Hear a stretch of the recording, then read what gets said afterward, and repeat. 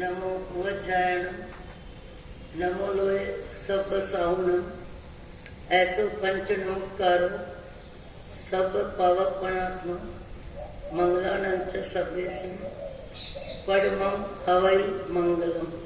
हरिहंतो को नमस्कार श्री सिद्धों को नमस्कार आचार्यों को नमस्कार उपाध्यायों को नमस्कार जग में जितने साधु गण हैं,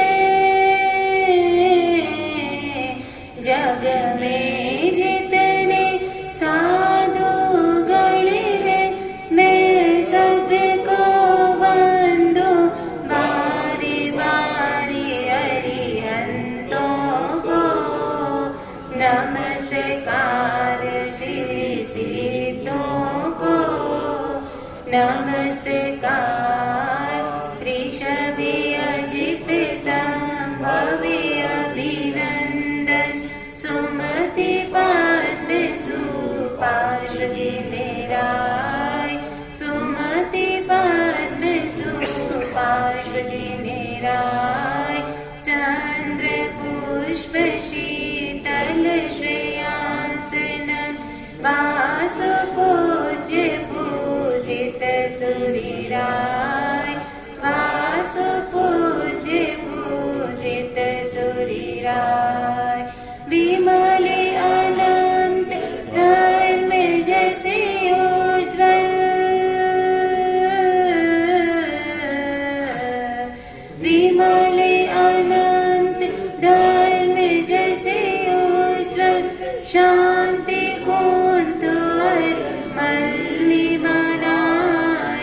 मुनि सुव्रत नमिने मी पार्श्व वर्धमान पद पुष्प चढ़ाय वर्धमान पद पुष्प चढ़ाय। चौबीसों के चरण कमल में चौबीसों के चरण कमल में मेरा वंदन बारी बारी। हरिहंतों को नमस्कार श्री सिद्धों को नमस्कार। जिसने राग द्वेष का मादिक जीते सब जग जान लिया जीते सब जग जान लिया। सब जीवों को मोक्ष मार्ग का निष्प्रिय उपदेश दिया निष्प्रिय उपदेश दिया। बुद्ध वीर जिन हरि हरि ब्रह्मा बुद्ध वीर जिन हरि हरि ब्रह्मा या जिनेन्द्रिया हो अवतार। सबके चरण कमल में मेरा वंदन होवे बारे बार। हरिहंतों को नमस्कार श्री सिद्धों को नमस्कार। आचार्यों को नमस्कार उपाध्यायों को नमस्कार। जग में जितने साधु गण हैं, जग में जितने साधु गण हैं, मैं सबको वंदू बारी बारी। अरिहंतों को नमस्कार श्री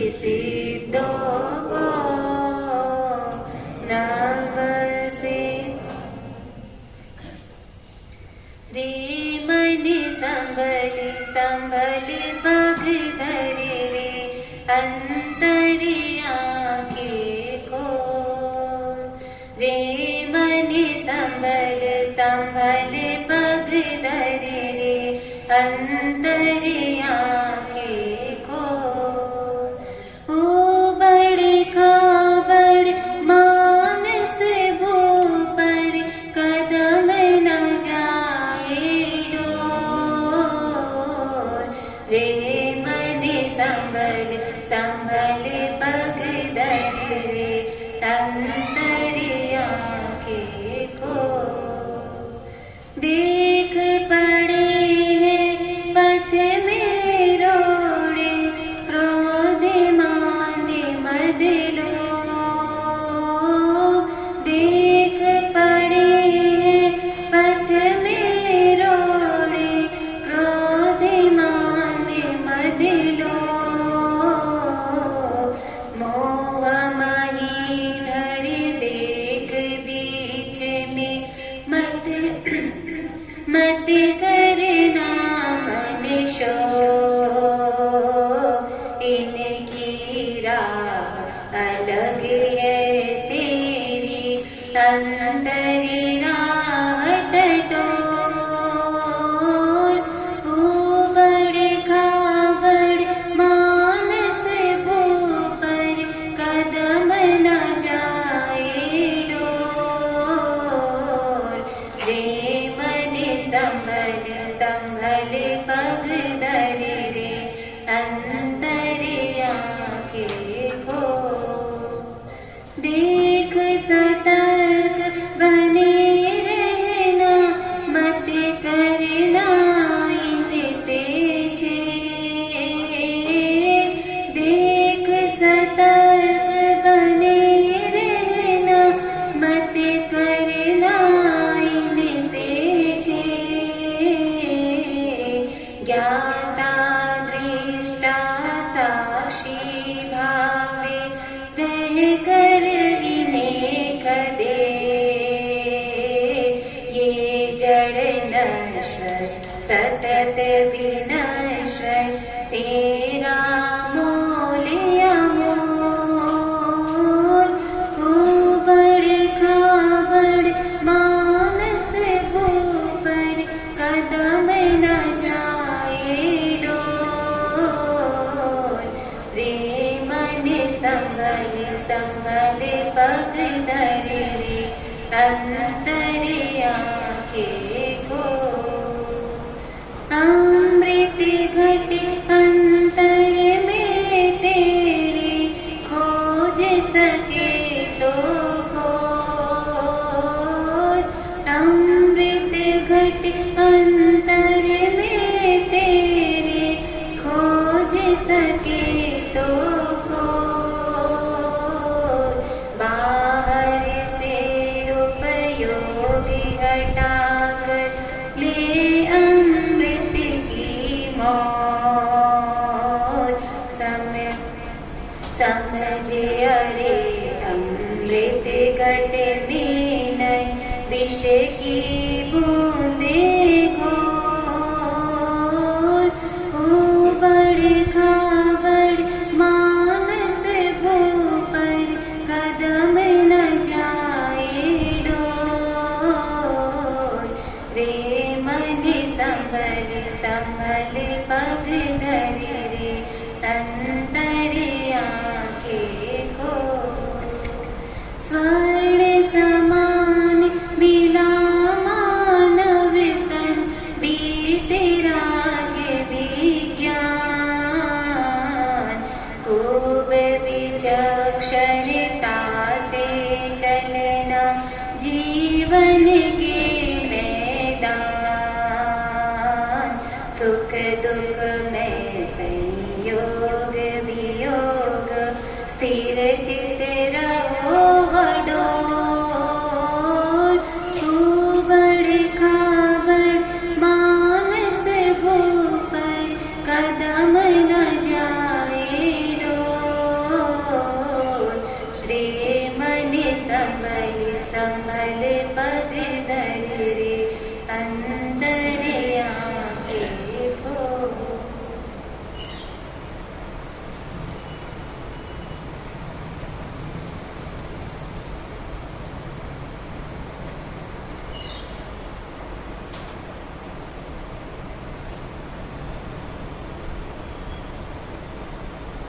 सिद्धानम उद्दानम पार गयानम परम पर गयानम लोकमो गयानम नमो सया सब सिद्धानम। इको भी नमस्कारो जिणवर वत्स हस्त बद्ध मानस संसार सागर तारे नरंबर नारी।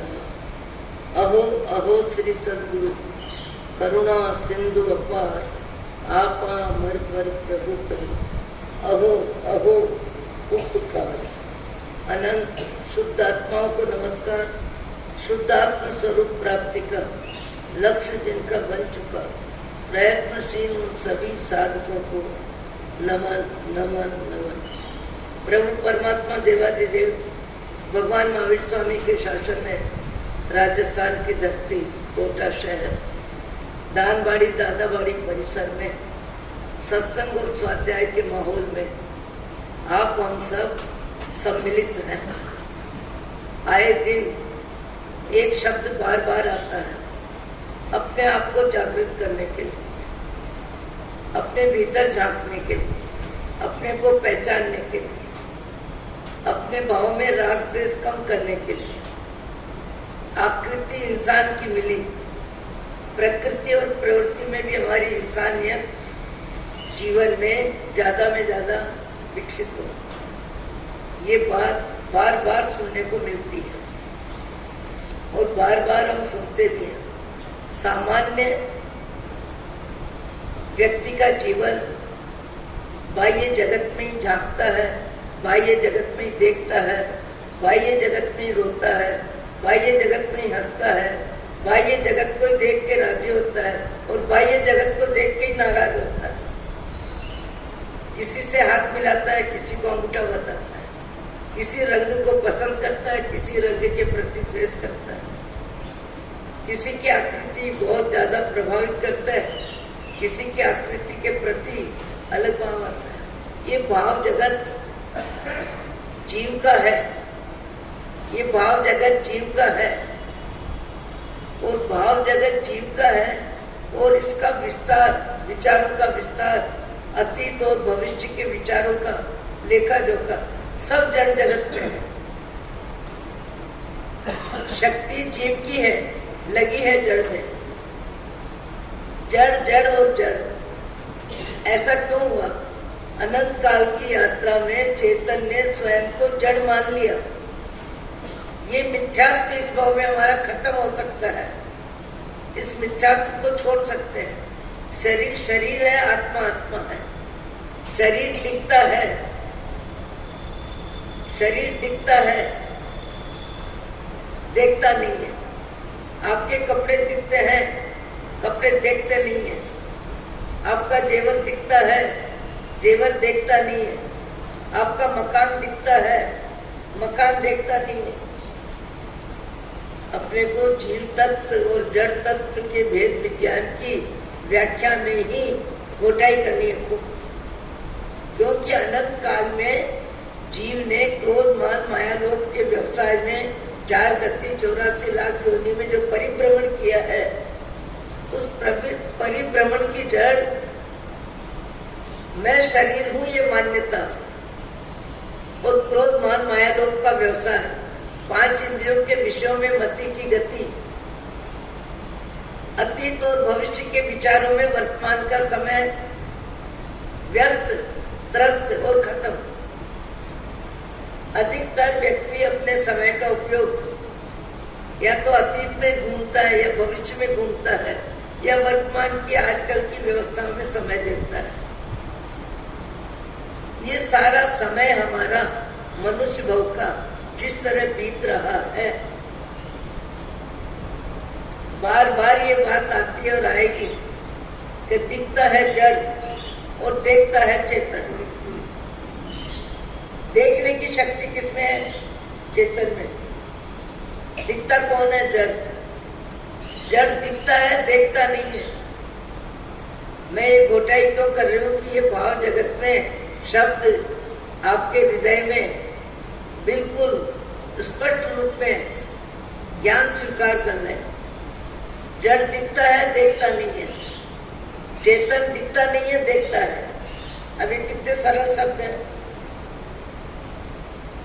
आपने जो कपड़े पहन रखे हैं वो दिखते हैं, पर कपड़े देखते हैं क्या?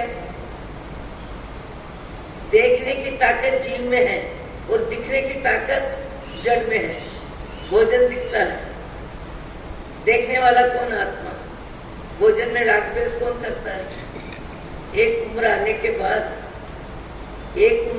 बाद व्यक्ति संसार में फैलना चाहता है। संसार में, इंद्रियों के राग में, विषयों के राग में, दाम्पत्य जीवन में अपने जीवन की शुरुआत करता है और शुरुआत करने के बाद विस्तार फैलता है और विस्तार फैलने में, सबकी जवाबदारी निभाने में मनुष्य भव का समय लगभग जितना समय है शरीर विभाग को मिलता है, परिवार को मिलता है, पैसे को मिलता है, छूटने वाले संसार को मिलता है।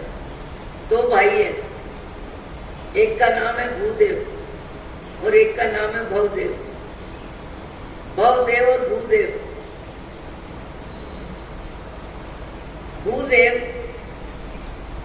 सत्संग का योग मिला, संत का योग मिला, विचारों में भाव बदले, ऊंचाई और अच्छाई आई और वो दीक्षित हो गए। दीक्षित होने के साथ विचरण कर रहे हैं, मुनि जीवन का पालन कर रहे हैं और चलते चलते किसी गांव में गए और कई मुनि गए, एक ही नहीं, कई मुनि गए। उन मुनियों में एक मुनि ने कहा दूसरे मुनि को, आप अपने गांव में आए हो, आप अपने गांव में आए हो और कोई दीक्षा ले या नहीं ले और किसी के भाव बदले या नहीं बदले, आप अपने भाई को दीक्षित करके लाना, भाई को दीक्षित करके लाना। पर योग संयोग नहीं बना। अरे तुम अपने गांव में भाई को ही दीक्षित करके नहीं लाए, भाई को तो उपदेश देना था, भाई के मन को बदलना था, भाई को तो वैरागी बनाना था, भाई को तो अपने मार्ग में लाना था। 2, 4, 5 शब्द सम उम्र के जिस तरह बोले बोल दिए। वो मुनि बोलते हैं ठीक है, मैं तो अपने भाई को नहीं लाया, पर आप भी विचरण करते करते गुरु महाराज के साथ कभी अपने गांव में जाओगे तो अपने गांव में जाओगे तो मैं नहीं लाया, आप अपने भाई को ले आना। बात बात में बात शब्द कभी लग जाते हैं, कभी शब्द उत्थान में भी लगते हैं, कभी पतन में भी लगते हैं, कभी इच्छा में भी लगते हैं, कभी द्वेष में भी लगते हैं, कभी आलोचना में भी लगते हैं, कभी टोंट व्यंग में भी शब्द व्यक्ति को चुभ जाता है, कभी व्यक्ति को शब्द बहुत पिंच करता है, शब्द बोल नहीं सकता है पर सहन नहीं होता है, ऐसी स्थिति बनती है। योग संयोग से आचार्य महाराज के साथ जिसने कहा कि अपने भाई को लेके आना था, उस गांव में ही आने का योग बन गया। उस गांव में आने का योग बना और योग संयोग उनके भाई का शादी का कार्यक्रम चल रहा है और भाई के शादी के कार्यक्रम से निवृत्त हुए, वैसे ही मालूम पड़ा अपने गुरु महाराज के साथ, मुनियों के साथ मेरे भाई भी गांव के बाहर आश्रम में आए हैं। मालूम हुआ, मालूम होने के बाद सोचा सारा गांव जा रहा है, सत्संग प्रेमी जा रहे हैं, संतों की सेवा हो रही है और मेरे तो रियल भाई है, मुझे जाना ही चाहिए, पर मन अटका है नवविवाहित पत्नी में। नए संबंधों में राग की व्यवस्था में व्यक्ति का मन ज्यादा प्रभावित होता है।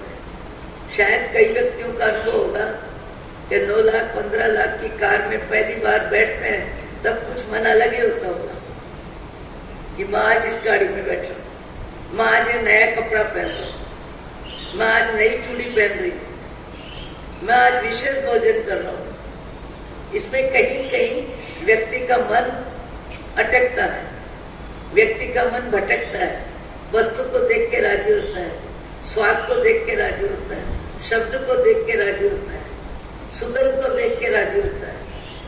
5 इंद्रियों विषयों के विषयों में मनुष्य की गति मति बदलती रहती है। अब उसका मन तो अटका है नवविवाहित पत्नी में, और भाई के आगमन के समाचार आ गए कि गांव के बाहर सत्संग और स्वाध्याय का माहौल है। मन नहीं है, पर कई कार्य व्यक्ति को लोक लाज से भी करना पड़ता है, व्यवहार से भी करना पड़ता है, दिखावे में भी करना पड़ता है। कहीं जाने का मन नहीं है पर जाना पड़ता है, कहीं खाने का मन नहीं पर खाना पड़ता है। हर कार्य मन से नहीं होता है, आधे मन से भी होता है, पूरे मन से भी होता है, बिना मन से भी होता है, व्यवहार से भी होता है। जैसे जय विराय में आता है, लोक विरुद्ध चाहो। भगवान की प्रार्थना में जहाँ ये बात आ रही है, हे भगवान भव का निर्वेद हो, भव परंपरा खत्म हो, मैं संत बनूं, साधक बनूं। आखिरी में ये भी आ गया कि मेरे जीवन में लोक विरुद्ध कोई कार्य न हो, लोक विरुद्ध कोई कार्य न हो। लोग जिस कार्य की निंदा करें, आलोचना करें, चोरी हो, व्यभिचार हो, शराब हो, जुआ हो, इंसान में इंसानियत का कार्य नहीं हो, तो लोक विरुद्ध चाहो होता है। अब यहाँ पर सोच रहे हैं कि लोक में अच्छा नहीं लगेगा। क्या अच्छा नहीं लगेगा? कि भाई मुनि आए हैं और सारा गांव जा रहा है, सत्संग प्रेमी जा रहे हैं, और भाई भाई के दर्शन करने नहीं जा रहा है।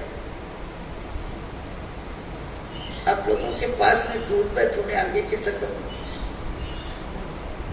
अपने को यहाँ तक बैठने में कोई दिक्कत नहीं, हम तो ऊपर है। 3 हाथ की दूरी रहनी चाहिए, अभी अपने तो 5-7 हाथ की दूरी है।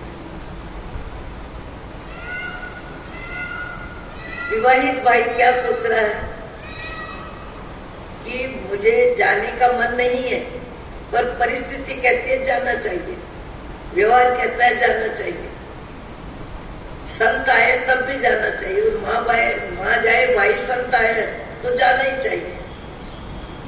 मन के बिना मन को बना के और जाते हैं। व्याख्यान में बैठते भी हैं, व्याख्यान सुनते भी हैं, व्याख्यान पूरा होता है, सब लोग अपनी अपनी राह जाते हैं। 2-4 ऐसे भी व्यक्ति होते हैं जिनको लगता है कोई जानकारी देना है या कोई जानकारी लेना है, वो खड़े रह जाते हैं। और भाई को लग रहा है मुझे जाना तो है, पर भाई को एक बार प्रणाम करूं, भाई मेरी तरफ देखें और भाई को मैं वंदन करूं और भाई को एहसास करूं कि मैं जा रहा हूं।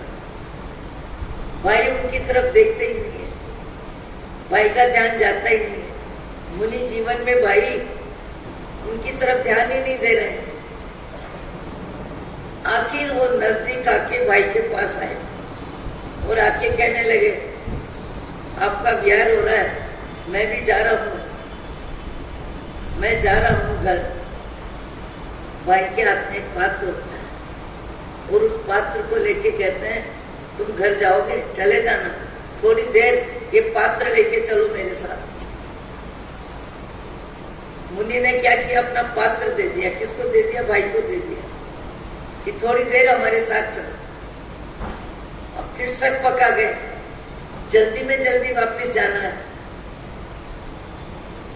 मन की गति जब जिसमें लगती है, राग की तीव्रता होती है, चाहे व्यापार हो, चाहे बेटा हो, चाहे बेटी हो, चाहे पत्नी हो, जहाँ राग की तीव्रता होती है, वहां उसका मन बार बार जाता है। राग मंद हो तो कम जाएगा, राग ज्यादा हो तो ज्यादा जाएगा। एक व्यक्ति यहाँ बैठा है और 10,000 का मुनाफा 1 घंटे में मिलने वाला है। आ गया व्याख्यान में, बैठ भी गया, पर सोचता है कब चले, कब चले, कब चले, कब चले। बीच में उठ जाए, चले जाए। क्यों? कि 10,000 का जो मुनाफा है उसमें मन खिंच रहा है, उसमें मन दौड़ रहा है। उस जगह जाके 10,000 के नोट लेना है। नौकार मंत्री की कोई कीमत नहीं है, 10,000 के नोट की उस व्यक्ति के लिए कीमत है। ये मनुष्य का मन है। परिग्रह राग, परिवार का राग, पैसे का राग, धन का राग, धरती का राग, उसको ही तो बाह्य आत्मा कहते हैं। और बाह्य आत्मा किसको कहते हैं? जिसका सारा जीवन बाह्य जगत में लगा है। बाह्य जगत ही जिसके लिए जीवन है। सुख है कि दुख है, हानि है कि लाभ है, गरीबी है कि अमीरी है, पद है कि पैसा है, जो है मिथ्यात्व में बाह्य जगत में ही जीव लगता है, बाह्य जगत में ही रहता है, बाह्य जगत में ही हंसता है, बाह्य जगत में ही रोता है। बाह्य जगत से ज्यादा उसके जीवन में कोई मूल्य होता ही नहीं है। पात्र पकड़ा दिया भाई ने, फिर संकोच आ गया, फिर लिहाज आ गया कि इतने मुनियों के बीच में मेरे भाई मुनि ने मुझे पात्र पकड़ा दिया। अब क्या बोलूं, क्या कहूं, देऊं तो कैसे दूं और वापिस जाऊं तो कैसे जाऊं? भाई के चक्कर में भाई ने चुपचाप भाईचारा निभाने के लिए चलना चालू कर दिया, चलना चालू कर दिया। चलते जा रहे हैं, चलते जा रहे हैं, पीछे देखते जा रहे हैं, मेरा घर छूट गया, मेरा घर कितनी दूर हो गया, कितनी दूर आ गए, ये तो चलते जा रहे हैं और वापिस अपना पात्र लेते ही नहीं है और मुझे जाने का कहते ही नहीं है। चलते चलते चलते दूसरे गांव पहुंच गए। केवल लिहाज, केवल संकोच कि बोलूं तो बोलूं कैसे, कहूं तो कहूं कैसे कि मुझे जाना है। गांव तक पहुंच गए और जैसे ही पहुंचे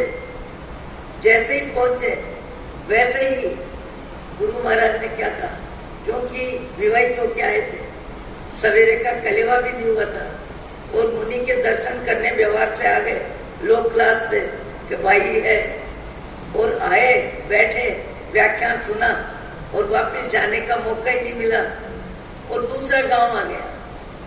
और गांव में देखा किसने? आचार्य महाराज, गुरु महाराज ने। देख के क्या देखा?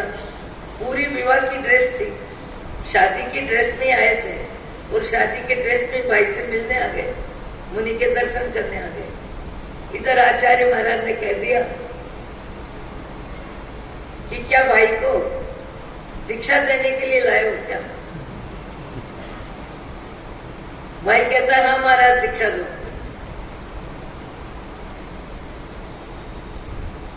दीक्षा दो। फिर फंस गए, फिर सोच रहे भाई की बात कैसे काटूं, भाई की बात को नकारूं कैसे। अरे राम, कैसे फंसे, कैसे फंसे, कैसे फंसे, फंस गए। अब क्या करें? फिर लोक लाज लिहाज के चक्कर में मुझे वापस जाना है बोले बिना गुरु महाराज ने दीक्षित कर दिया और दीक्षित हो गए। कई व्यक्ति बाह्य जगत के व्यवहार में भी कभी कभी ऊंचे कार्य कर लेते हैं, मन बिना भी कर लेते हैं। एक व्यक्ति को मैंने पूछा कि आपने यहाँ लक्ष्मी जी की बोली ली? बोले ली। मैंने कहा तुम्हारी प्रवृत्ति में तो पैसे की पकड़ है, स्वभाव में कंजूसी है, तुमको पैसा छोड़ने में बहुत तकलीफ होती है, मैं जानती थी बहुत अच्छी तरह। फिर आज लक्ष्मी जी की बोली कैसे ले ली? बोले महाराज मेरी लड़की को एक परिवार देखने आया है, बहुत बड़ा परिवार है, बहुत संपन्न है, बहुत पैसे वाले हैं, और उनको किसी ने कह दिया कि तुम जिसके आप बात कर रहे हो वो तो कंजूस है, वो कंजूस है। तो मुझे बेटी के सगपन में रुचि थी, इतने अच्छे घर जा रही है, तो मेरे जो पास में ही बैठे थे, जो मेरी लड़की को देखने आए थे, उनकी विचारधारा बदलने के लिए मैंने 2.5 लाख में लक्ष्मी जी ले ली। कब व्यक्ति क्या कार्य किस भाव से करता है, किस मन से करता है, मेरे मन को मैं ही जानू या जाने तो मेरे राम।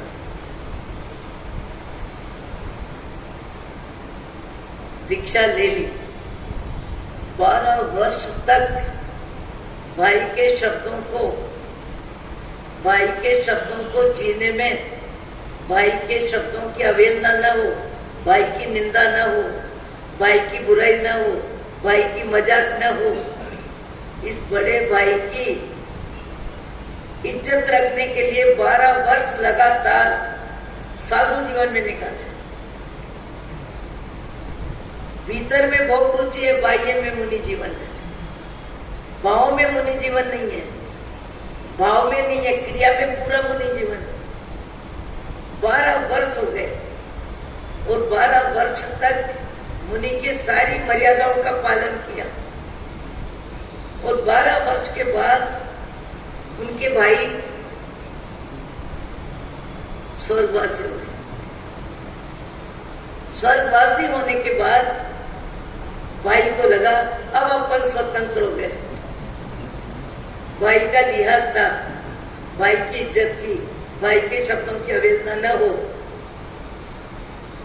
इसके लिए अपन 12 वर्ष मुनि जीवन में निकाले। 12 वर्ष बिना मन मुनि जीवन में निकाले, मुनि जीवन के सारे नियमों का पालन किया और जैसे ही भाई स्वर्गवासी हुए वैसे ही गुरु महाराज को कहा या नहीं कहा, अपना घर की राह पकड़ ली, अपने घर की राह पकड़ ली और घर की राह पकड़ी। चलते गए चलते गए चलते गए, कहाँ है घर, किसका घर, जिसका भाई मुनि है, जिसकी शादी हुई थी, उसी रोज जो मुनि बन गया, पत्नी को विवाहित करके लाया ही था। सारी जानकारी देके ठीक उसी जगह पहुंच रहा है और गांव के बाहर कई औरतें पानी कुएं का भर रही है, वहां तक पहुंच जाता है और पहुंचने के बाद परस्पर प्रश्न करता है और प्रश्न करके क्या करता है, अरे आप लोग जानते हो 12 वर्ष हो गए, बहुत पुरानी बात हो गई, पता नहीं वो नागीला क्या करती होगी, कैसे रही होगी, कितने आंसू निकाले होंगे, मुझे बद्दुआ दी होगी या मेरे को धिक्कार किया होगा। ऐसे ऐसे दीक्षा हुई और वो नागीला पत्नी विवाहित होके इस गांव में आई मेरे घर, उसके बारे में आपको जानकारी है क्या? कई औरतों से पूछा, कई औरतों में वही नारी जो नागीला है वो कहने लगी आप जंगल के जोगी बने, 12 वर्ष हो गए, उसके बाद तुमको नागीला याद है, उसके बाद तुमको पत्नी का राग है, पत्नी को देखने आए हो, अपने घर में आए हो। मुझे जब मालूम पड़ा मैं नागीला हूँ, मैं ही नागीला हूँ और मैं ही पानी लेने के लिए आई हूँ, अब आपको क्या काम है नागीला से, क्या मतलब है नागीला से? नागीला को जब मालूम पड़ा कि मेरे पति मुनि बन गए, तब से ही मैंने तो परमात्मा से प्रीति जोड़ ली। मैंने तो परमात्मा को प्रिय में प्रिय परमात्मा परम पति के रूप में मान लिया और मेरे जीवन में घर परिवार में सबकी सेवा करते हुए ज्यादा में ज्यादा आराधना, ज्यादा में ज्यादा सत्संग और दूसरी कई बहनों को धार्मिकता में जोड़ दिया। मैंने ये सोचा मेरे पति वन में, मैं भवन में भी मेरे वन में,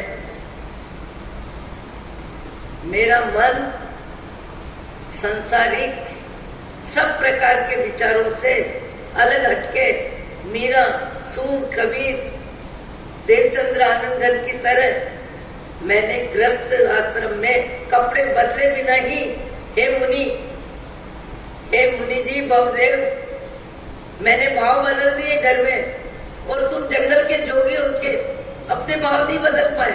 दत्ते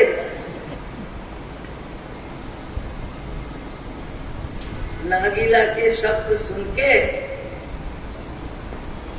वो मुनि आश्चर्यचकित हो गए और अपनी मानसिकता को धिक्कार देने लगे कि कहां इसका मन और कहां मेरा मन। घर में रह के भी वन का जीवन जी लिया और मैं वन में रह के भी हाड़ मास के पुत्र शरीर में ही मेरा मन भटकता रहा, इंद्रियों का गुलाम, विषयों की इच्छा और नारी का परिचय। इससे ज्यादा मैंने जीवन में, मुनि जीवन में किया क्या? भोग रोग का मूल, भोग सबसे बड़ा रोग है। ये रोग व्यक्ति को कहाँ घुमाता है, कब घुमाता है, कैसे घुमाता है। नागीला 5-6 महिलाओं के साथ आंखों में आंसू आ रहे हैं उसके, और कह रही है पति देव परमात्मा का मार्ग पकड़ के, परमात्मा का मार्ग पकड़ के हाड़ मांस के पुतले में तुम्हारा मन लगा है। खाण मूत्र ने मरनी, रोग जरा निवासन उधाम, काया एवी गणी ने मान तजी ने कर सार्थक काम। ये पतिदेव ये चमड़े की चादर है, और चमड़े की चादर में ये शरीर सुंदर लगता है। इस शरीर की सुंदरता में आपका मन फंसा है। ये चमड़े की चादर अलग हो, भीतर में केवल हाड़ मांस मवाद, केवल गंदगी भरी है, इसमें है क्या। अरे सवेरे का भोजन शाम को बिष्टा के रूप में बाहर आता है, दिन भर का पानी पेशाब के रूप में आता है। सुंदरता के लिए लगाया हुआ नाक का मैल, कान का मैल, आंख का मैल, शरीर के भीतर जो भी जाता है गंदा होके बाहर आता है। चाहे तेल लगाओ, चाहे क्रीम लगाओ, चाहे साबुन से स्नान करो, चाहे कपड़े बदलो, एक दिन में कपड़े मैले हो जाते हैं। शरीर के संपर्क में जो भी वस्तु आती है उसका होता क्या है, कितना जल्दी स्वाद बदलता है, कितने जल्दी रंग बदलता है, कितने जल्दी ढंग बदलता है। मैंने कुछ दिन पहले ही कहा था कि जिस भोजन में की थाली में व्यक्ति मन से ग्रास ले रहा है, पसंद का ग्रास ले रहा है, मुंह में लेता है, और मुंह में लेने के बाद लगता है अरे बाल आ गया, तो उस ग्रास को वापस बाहर निकालता है। और बाल हटा के कोई कहे कि तुम्हारा ही तो ग्रास है, तुमने मन से खाया है, वापस खा लो, कोई खाता है? स्वाद से प्रसन्नता से जिस ग्रास को खाया, आधा मिनट के बाद उस ग्रास का रंग रूप बदल गया, उसकी आकृति बदल गई, उसका परिवर्तन अब जीव को स्वाता नहीं है। नाक का मैल, कान का मैल, आंख का मैल, बिस्टा, बाथरूम, सब शरीर में ही पैदा होते हैं और शरीर ही बाहर फेंकता है। खाण मूत्र मरनी, रोग जरा निवास अनुधाम, काया एवी गणी ने मान तजी ने कर सार्थका। एक उम्र आने के बाद व्यक्ति का भाव जगत बदलना चाहिए। सत्संग स्वाध्याय से विचारों में ऊंचाई और अच्छाई आनी चाहिए। रंग का राग, धन का राग, संपत्ति का राग, साधन का राग, सुविधा का राग और चाहिए का राग। कपड़े देख के राजी हुए, पहन के राजी हुए। जीवराम को कहना होगा अरे मनुष्य भाव है, पशु गति में कहाँ कपड़े मिले थे, कहाँ कपड़े मिलेंगे। पशु गति में कहाँ ऐसा भोजन मिला, कहाँ मिलेगा। इतना मत, इठला मत, आसक्त मत हो, पागल मत बन मुंह में। ये 60-70 वर्ष की जिंदगी है, इससे ज्यादा कोई लेना देना नहीं है। 60-70 वर्ष की जिंदगी के बाद जैसे ही जीवाराम ने शरीर बदला, वैसे ये शरीर खोका राख में बदलेगा। कपड़े भी छूटेंगे, धन भी छूटेगा, परिवार भी छूटेगा, कमाई भी छूटेगी, सब कुछ पीछे वालों के लिए रहेगा। गुरुवर्य विचक्षण सिंह जी महाराज कहते थे अरे इंसान इंसान बन के जी कहीं ऐसी गलती मत करना कि परिवार वाले मार खाएंगे, तू मार खाएगा। मार खाएगा कोई, मार खाएगा कोई। व्यक्ति अपनी जिंदगी में यदि 10,000 रुपए रोज कमाता है और 50 लाख नहीं 50 करोड़ कमा लिए, पर जाते समय क्या करेगा, कहाँ लेके जाएगा, अगली व्यवस्था जमाएगा क्या। यहाँ तो चलता है, विदेश जाओ कि भारत में जाओ कि किसी शहर में जाओ, क्या किसी के विवाह शादी में जाओ, फोन करते ही कमरा बुकिंग हो जाएगा, लेने के लिए कार आ जाएगी, पुण्य का भोग मनुष्य जीवन में मनुष्य खूब करता है, पर मनुष्य जीवन में पुण्य के भोग में आसक्ति और अहंकार जिसको जितना होता है उसके पाप का बंध होता है, और पाप का बंध जीव को पशु गति में पटकता है, और पशु गति में अभाव और अपमान। चिड़िया को पूछो कहाँ गया तेरा काल जाएगी सोने के लिए, कबूतर को पूछो, तुम्हारा प्रिय में प्रिय प्रसिद्ध जानवर जिसका नाम क्या है, क्या नाम है, मोर, वो भी अपने प्राणों को बचाने के लिए, सुरक्षित नींद लेने के लिए पेड़ पे चढ़ के सोता है। हमने देखा जमीन पे नहीं सोता, उसको मालूम है कि जमीन में कोई कुत्ता आ जाएगा, सर्प आ जाएगा, न्योला आ जाएगा, हमारी जिंदगी को खत्म कर देगा। जिंदगी की सुरक्षा के लिए कमरा नहीं है, मकान नहीं है, कोई व्यवस्था नहीं है। व्यवस्था क्या खोजता है? शारीरिक जिंदगी तक ही उसका ज्ञान है, और शारीरिक जिंदगी जितना ही मोह है, संतान, खुद का शरीर, खुद का खाना पीना और खुद का रहना, इससे ज्यादा भगवान ने उसको बुद्धि भी नहीं दी है। पर अपनी बुद्धि का उपयोग करके मैं देखती हूँ शाम के टाइम ये मोर कहाँ जा रहे हैं, पेड़ पे चढ़ते हैं। पेड़ पे इसलिए चढ़ते हैं कि पेड़ पे रात गुजारने में हमारी सुरक्षा है, हमारी मौत नहीं होगी, हमको कोई खा के खत्म नहीं करेगा।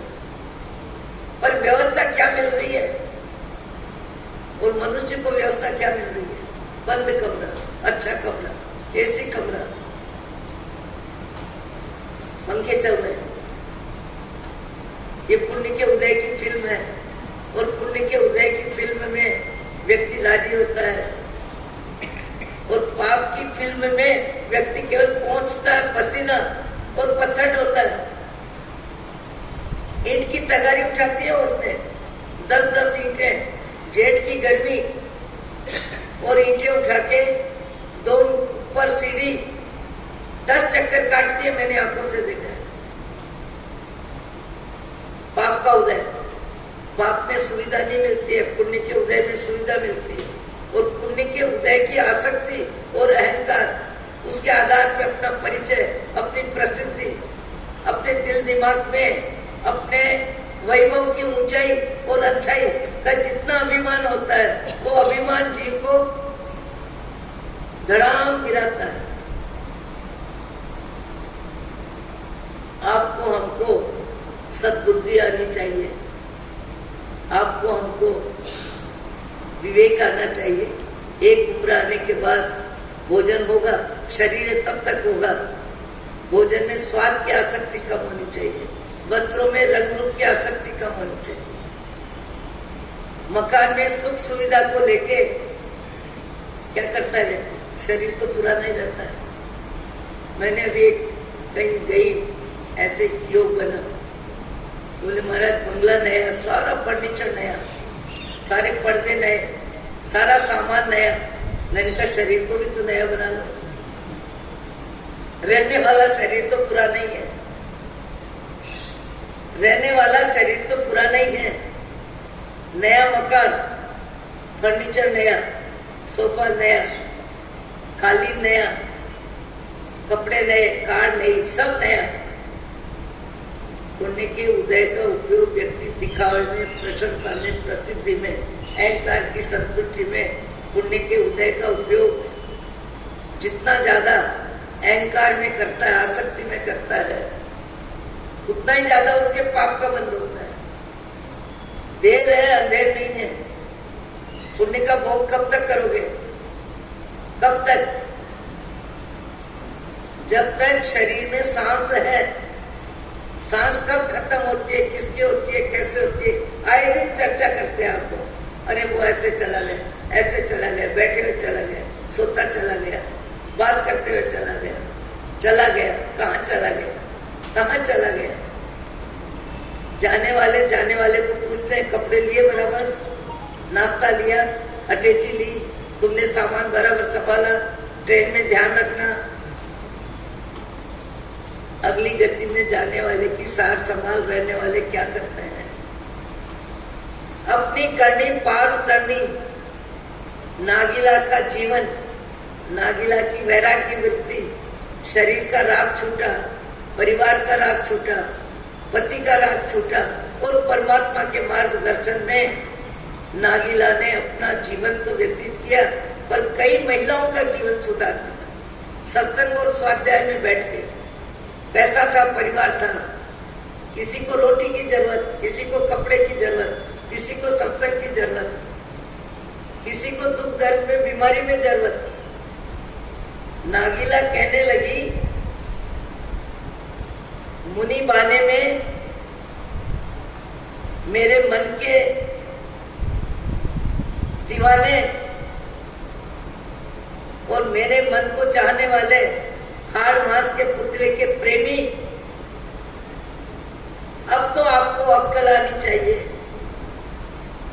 मैं घर में रह करके प्रामाणिकता के साथ परमात्मा के मार्गदर्शन में शरीर का मोह छोड़ के, परिवार का मोह छोड़ के, धन धरती का मोह छोड़ के, मैंने प्रामाणिकता से मन वचन काया से पवित्र जीवन जीने में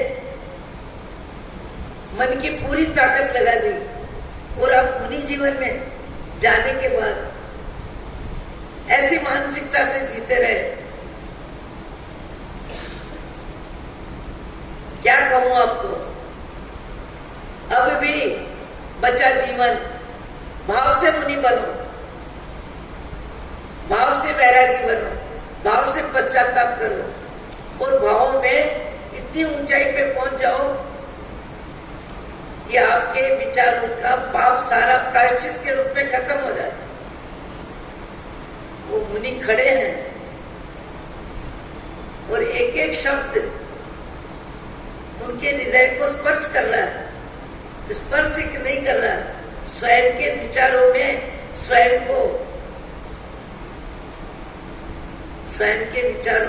को ग्लानि हो रही है। स्वयं के विचारों में स्वयं को अपनी अधमता दिख रही है। कभी कभी कोई व्यक्ति विवाहित होते हुए, दाम्पत्य जीवन होते हुए, यदि किसी नारी की तरफ आंख घूमती है, नारी की आंख पुरुष की तरफ घूमती है, तो अपने आप के कान खींचने चाहिए, अपने आप को शिक्षा देनी चाहिए। कभी कभी कहीं कहीं मुनि को तो जीवन में कुछ भी जरूरत नहीं है, पर कभी कभी कहीं कहीं ऐसे उदाहरण सुनने को मिलते हैं जिस उदाहरण की कोई कीमत नहीं, कोई जरूरत नहीं। पारस्परिक जीवन में भी व्यक्ति अपनी सीमा में अपने मन को बांध के नहीं रखता है। सीमा से बाहर उसका मन भटकता है और भटकता है तो दूसरों की जिंदगी में खतरा पैदा कर देता है, संदेह पैदा कर देता है। ये सत्संग और स्वाध्याय अपने मन को सुधारने के लिए है। उस समय नागिला के साथ 4-5 औरतें खड़ी खड़ी नागिला को देख रही है और देख रही नागिला भगवान है, संत है, कौन है, हम तो इतने समय इसको जान भी नहीं पाए। और मुनि नागिला के चरणों में सिर झुकाते हैं और कहते हैं, आज तुमने मेरी अंतर की आंख खोल दी, विवेक की आंख खोल दी। आज तुमने मेरे गिरते हुए जीवन को बचा लिया। मैं तो गिरा हुआ ही था, गिर ही चुका था। तुम्हारा जीवन तुम्हारी आवाज में आया और मेरे जीवन को प्रेरणा दी। अब तुम विश्वास करो, मैं तन का त्यागी, मन का भोगी, अब मन का परिपूर्ण त्यागी बनूंगा, पूरी तरह से त्यागी बनूंगा, पूरा प्रायश्चित करूंगा और ऐसा जीवन जीऊंगा। तुम्हारी प्रेरणा, तुम्हारा मार्गदर्शन और तुम्हारे जीवन ने मुझे उठा दिया। तुम्हारे जीवन ने मुझे उठा दिया।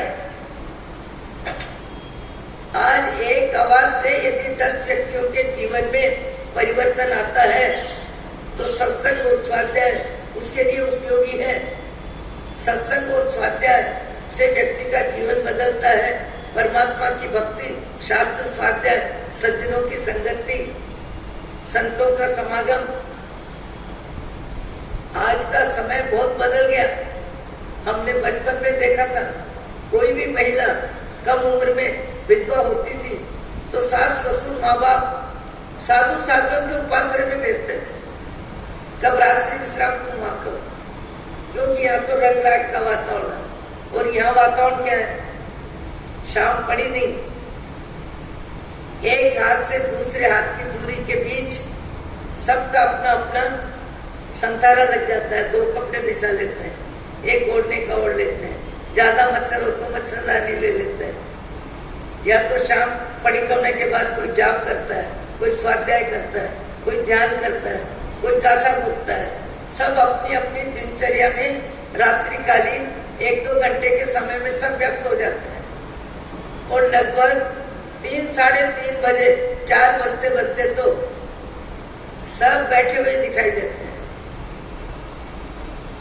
सबका अपना आसन है, अपनी निद्रा है, अपनी व्यवस्था है, सबकी व्यवस्था में स्वतंत्रता है। एक दूसरे के बीच में निकटता का कोई कारण नहीं। मुनि जीवन परमात्मा के मार्ग में ऊंचा उठने के लिए जिसका भाव जगत, कोई कर्म का उदय जिसका जैसा हो, अहंकार की बात नहीं, पर भगवान सबको सद्बुद्धि दे और अपनी सीमा में, अपनी मर्यादा में, अपनी सीमा में, अपनी मर्यादा में, अपनी व्यवस्था में ईमानदारी के साथ, आत्मा और परमात्मा की दृष्टि में ईमानदारी के साथ जीवन जीने में अपने मन को योग्य बनावे, काबिल बनावे। मैं भी बनाऊं, आप भी बनाएं, सब बनाएं।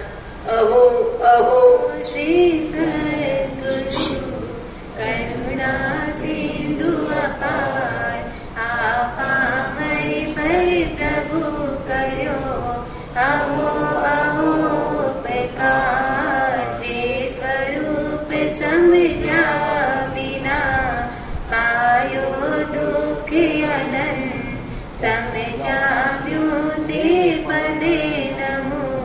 श्री सद्गुरु भगवान परम पुरुष प्रभु सद्गुरु, परम ज्ञान सुखधाम। जेहने आप्यो भान निज, तेहने सदा प्रणाम। देह छता जेहनी दशा, वरते देहाती ते ज्ञानी ना चरण मा। ओ वंदने अगणी। बचक खान जिनके